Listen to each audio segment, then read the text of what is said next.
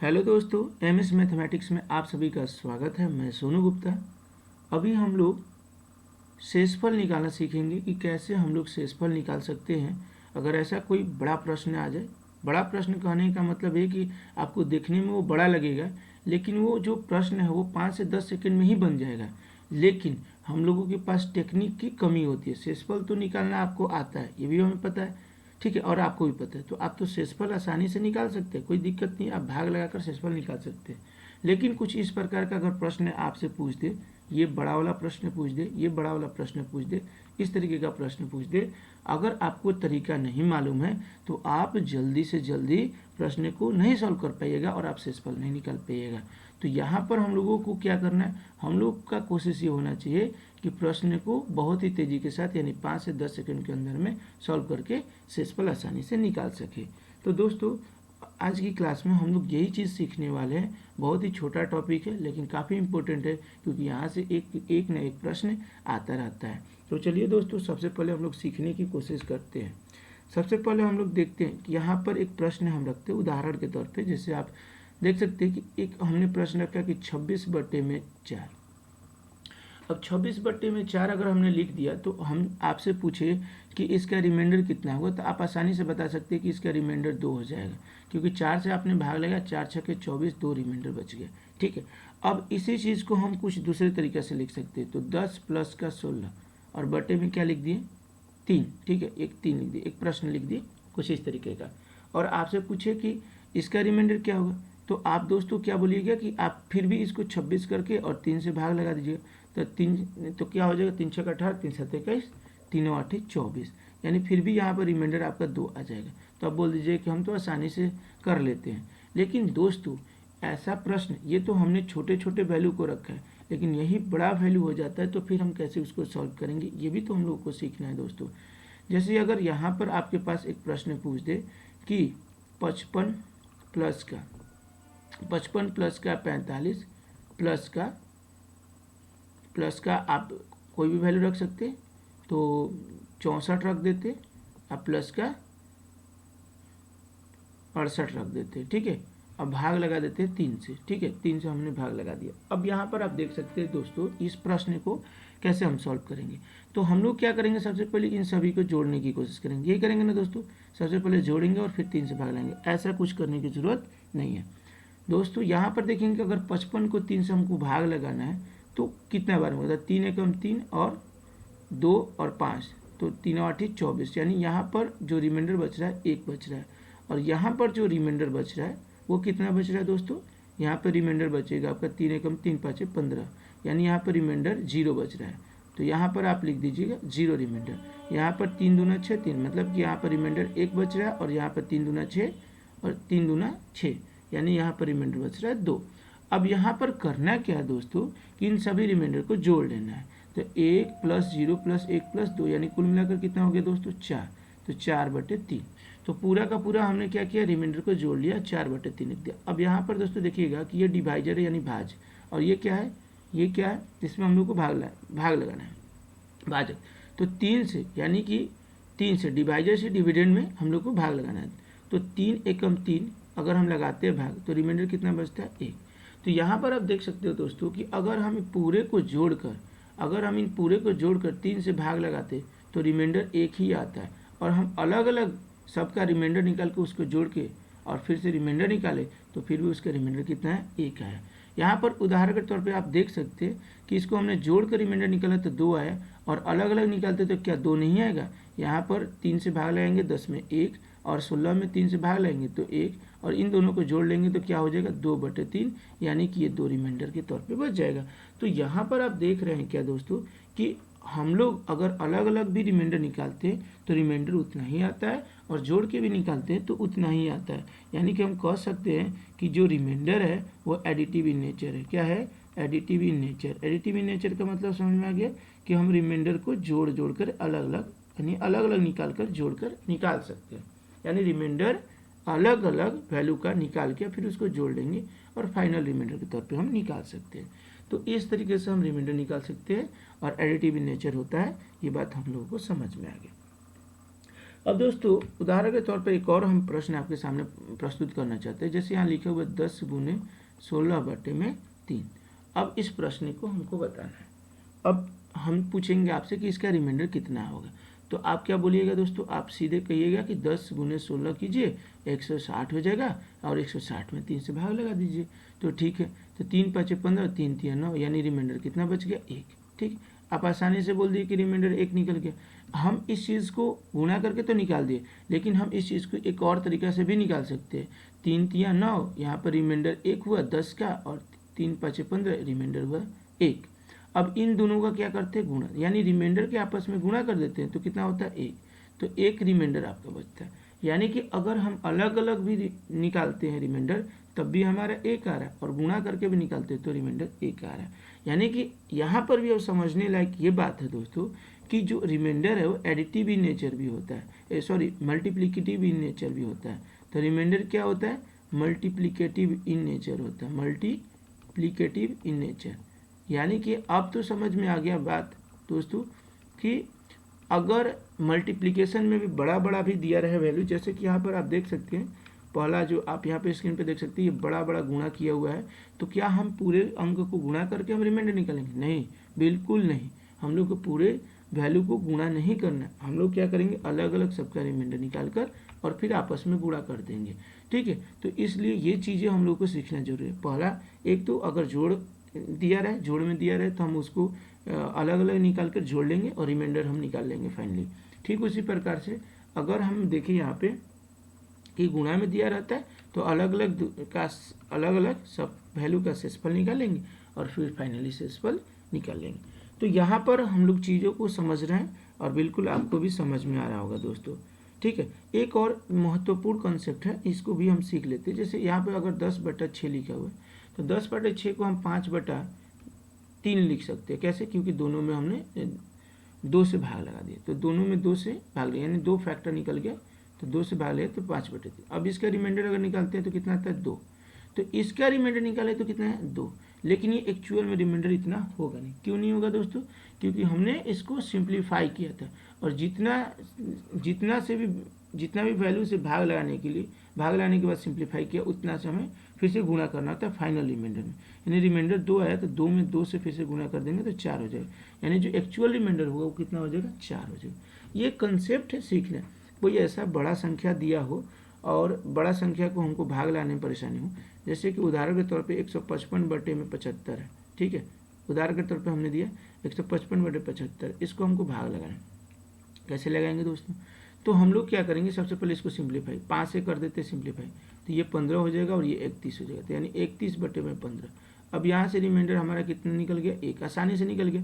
अब यहाँ पर 5 एज अ फैक्टर कॉमन निकला था, अब उससे हमको क्या करना, मल्टीप्लाई, तो रिमाइंडर फाइनली क्या होगा, 5 होगा। फाइनली क्या होगा, 5 होगा। आप यहाँ पर डायरेक्ट भी भाग लगा कर देख सकते थे, रिमाइंडर 5 आता है। तो कुछ इस तरीके से हम चीज़ों को सीखना है, इस तरीके से चीज़ों को सीखना है कि कहीं ना कहीं कहीं भी समय नहीं देना है, कहीं ना कहीं कहीं भी समय नहीं देना है। बिल्कुल ही 5 से 10 सेकंड में हम क्वेश्चन को सॉल्व कर पाएंगे। तो ये कंसेप्ट आशा करते हैं कि आप सभी को समझ में आया होगा। अगला कंसेप्ट बहुत ही महत्वपूर्ण है और वो कंसेप्ट है निगेटिव रिमाइंडर का। ठीक है, कंसेप्ट ऑफ निगेटिव रिमाइंडर, तो ये काफ़ी इंपॉर्टेंट रहेगा। कंसेप्ट ऑफ निगेटिव रिमाइंडर उतना ही हेल्पफुल होगा जितना बाकी के कंसेप्ट हमने बताया, क्योंकि ये निगेटिव रिमाइंडर जो है वो बड़े बड़े जो वैल्यू होता है उसको जल्दी से जल्दी सॉल्व करने में काफ़ी मदद करता है, हेल्पफुल होता है। क्योंकि हम जब क्वेश्चन बनाएंगे तो इन सभी चीज़ों का, जो भी हम आपको कंसेप्ट बताएंगे अभी, सभी चीज़ें का प्रयोग करेंगे वहाँ, तो आप लोगों को सभी चीज़ें सीखने को मिलेंगे। जैसे यहाँ पर उदाहरण के तौर पे हमने रखा 5/4। 5/4 का मतलब, अब यहाँ पर हम देखते हैं कि इसका 2 प्रकार का रिमाइंडर होगा। एक तो प्लस का एक रिमाइंडर आ रहा है, एक तो रिमाइंडर आ ही जा रहा है प्लस का, क्योंकि यहाँ पर हमने 5 में 4 से भागा लगाया है, तो पूरा कटने से एक ज़्यादा है, वही रिमाइंडर होता है। पूरा कटने से एक ज़्यादा यानी कि वो रिमाइंडर हुआ। लेकिन यहाँ पर अगर हम 3 और बढ़ा देंगे, 5 में अगर 3 और जोड़ देते हैं तो ये कितना हो जाएगा, 8 हो जाएगा। 5 में और 3 जोड़ देंगे तो 8 हो जाएगा, तो ये पूरा कट जाएगा। तो पूरा कटने से कितना कम है अगर वो बताते हो तो निगेटिव रिमाइंडर यानी शेषफल होता है। तो वो जो निगेटिव ऋणात्मक जो शेषफल होता है, यानी कि पूरा कटने से जितना कम है वो हो गया निगेटिव शेषफल या निगेटिव रिमाइंडर, और पूरा पूरा कटने से जितना ज़्यादा होता है वो होता है पॉजिटिव रिमाइंडर। ये दोस्तों यही कंसेप्ट को सीखना है। दूसरी बात कि अगर निगेटिव रिमाइंडर निकालना भी है तो 1 में से 4 को हम घटा देंगे तो -3 ऐसे भी निकल जाता है। 1 में से 4 मतलब इस पॉजिटिव रिमाइंडर में से 4 को घटा देते तो ये हमारा निकल जाता है निगेटिव रिमाइंडर। तो ये दो तरीका है, दोनों तरीका से हम निगेटिव रिमाइंडर निकाल सकते हैं। निगेटिव रिमाइंडर निकालने का ये बस एक क्या है, ये कंसेप्ट है। ये चीज़ हम दूसरे तरीका से रखते प्रस्तुत करते 5/3 है, इसमें निगेटिव रिमाइंडर निकालना दो तरीके का, एक पॉजिटिव रिमाइंडर आएगा +2 और निगेटिव रिमाइंडर आएगा -1। क्योंकि ये अगर 6 हो जाता है यानी 6 हो जाता है तो पूरा पूरा कटता है, तो पूरा पूरा कटने से कितना कम है 1, और पूरा पूरा कटने से कितना ज़्यादा है 2। तो बस यही होता है कंसेप्ट, यानी कि निगेटिव रिमाइंडर का मतलब आपको समझ में आ गया होगा। दूसरी बात, इसको हम इस तरीके से भी कर सकते थे 2 - 3, ठीक है, 2 - 3 तो -1। तो निगेटिव रिमाइंडर कहीं ना कहीं आपको समझ में आएगा कि निगेटिव रिमाइंडर कैसे निकाला जाता है। तो आशा करता हूँ निगेटिव रिमाइंडर का कंसेप्ट समझ में आ गया होगा। अब कंसेप्ट क्या है इसको देखते हैं। बाकी के जो लास्ट के 2 कंसेप्ट है काफ़ी महत्वपूर्ण, ये भी शॉर्टकट के लिए काफ़ी महत्वपूर्ण है। यहाँ पर आपके सामने एक प्रश्न रखते हैं कि 2 का पावर अगर रखा रहे 2 का पावर 65/3, इसको बताइए, और हम आपको लिखते 3 के पावर 65/2, इसका बताइए। इन दोनों का आपको रिमाइंडर बताना है, कैसे होगा इसका रिमाइंडर हम पूरा डायरेक्ट एकदम देख कर ही बता सकते हैं। इसका जो रिमाइंडर रहेगा वो +2 हो जाएगा और इसका जो रिमाइंडर होगा वो +1 हो जाएगा डायरेक्ट, ठीक है। कैसे हो जाएगा ये यहाँ पर कॉन्सेप्ट सीखते हैं दोस्तों। देखिए यहाँ पर अगर 2 का पावर 1 है बटे में 3 है तो इसका रिमाइंडर कितना आएगा, तो इसका रिमाइंडर +2 होगा। ये बात क्लियर है, +2 होगा, ठीक है। लेकिन इसमें 2 रिमाइंडर आ जाएगा, एक तो आएगा आपका क्या कि +2 और एक क्या आ जाएगा -1। अगर हम 2 के पावर 2 रखते और बटे में 3 कर देते तो 4/3 होता है, +1 रिमाइंडर आ रहा है और -2 रिमाइंडर आ रहा है। अगर 2 के पावर 3/3 रखते हैं तो ये हो जाता है 8/3, ठीक है। तो 8/3 रखते हैं तो ये हो जाता है कितना, तो +2 और -1। तो यहाँ पर आप क्या देख रहे हैं, यहाँ पर क्या देख रहे हैं, क्या परिवर्तन देख रहे हैं। देखिए +2 -2 +2, तो ये 2 को भी आप ले सकते हैं, 1 को भी ले सकते हैं। हम 2 को नहीं लेते, 2 को इग्नोर करते हैं, ठीक है, 2 को इग्नोर करते हैं, 1 को लेते हैं। तो अगर 2 का पावर 1 होता है तो रिमाइंडर कितना आ रहा है -1, ठीक है। केवल मतलब 1 को ही हम लोग कैरी कर रहे हैं, ठीक है, वैल्यू 1 वाला कैरी कर रहे हैं, केवल वो माइनस हो चाहे प्लस हो। तो अगर पावर 1 होता है तो -1, पावर 2 होता है तो +1, फिर पावर 3 होता है तो -1। यहाँ पर आप देख रहे हैं कि ऑड, अगर पावर ऑड है तो -1 और अगर पावर इवन है तो +1। लेकिन ध्यान दीजिएगा दोस्तों एक और चीज़ कि इन दोनों के बीच का अंतर 1 होना चाहिए और डिनोमिनेटर बड़ा होना चाहिए, ठीक है। अंतर भी 1 होना चाहिए और डिनोमिनेटर बड़ा भी होना चाहिए, ठीक है। तो डिनोमिनेटर बड़ा है और अंतर 1 है, तो ये कॉन्सेप्ट कहीं ना कहीं काम करेगा। अब यहाँ पर दोस्तों देखेंगे कि अगर 2 के पावर 65 है और बटे 3 है तो आप तो सीधे बोल देंगे ना बिना सोचे ही कि -1 रिमाइंडर आएगा। लेकिन रिमाइंडर माइनस में नहीं रखना है, निगेटिव रिमाइंडर तो होता नहीं है। ये तो हम लोग सीखे हैं प्रश्न को बनाने के लिए, तो प्रश्न को बनाने के लिए सीखे, लेकिन माइनस रिमाइंडर तो होगा नहीं। तो हमने सिखाया कि 3 में से जो माइनस में है उसको घटा देंगे तो यानी कि +2 रिमाइंडर आ जाएगा। तो प्लस का बनाने के लिए हम लोग कुछ इस तरीके से, यानी कि डिनोमिनेटर से जितना निगेटिव रिमाइंडर है यानी शेषफल है उसको घटा देंगे तो हमारा पॉजिटिव रिमाइंडर आ जाएगा, यानी कि पॉजिटिव रिमाइंडर आपका 2 आंसर होगा इसका। अब प्रश्न इसका है, ये प्रश्न है, इसको देखते हैं। तो दोस्तों यहाँ पर सबसे पहले उदाहरण से समझते हैं। तो 3 के पावर 1/2 है तो इसका रिमाइंडर होगा 1। 3 के पावर 2/2 है तो 3 × 9/2 यानी रिमाइंडर 1। 3 का पावर 3/2 है यानी कि 27/2 है तो इसका भी रिमाइंडर 1। यानी यहाँ पर हम लोग क्या देख रहे हैं कि अगर कुछ इस तरीके का पावर कुछ भी हो तो रिमाइंडर कितना आ रहा है 1 आ रहा है। रिमाइंडर कितना आ रहा है 1 आ रहा है। तो यहाँ पर आप देख रहे हैं कि अगर दोनों के बीच का अंतर 1 है और न्यूमरेटर बड़ा है डिनोमिनेटर छोटा है, यहाँ जस्ट उल्टा हो जा रहा है, जस्ट उल्टा हो रहा है। तो यहाँ पर पावर कोई मायने नहीं रखता है, कोई भी पावर हो, इवन हो, ऑड हो, रिमाइंडर कितना होगा 1 होगा।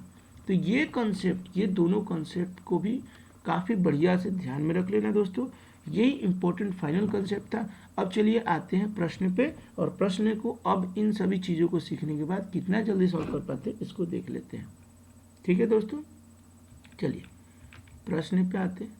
यहाँ पे आपके पास पहला प्रश्न 11 + 14 बट्टे में 4 है। इसको हम लोग को बताना है कि इसका रिमाइंडर कितना होगा।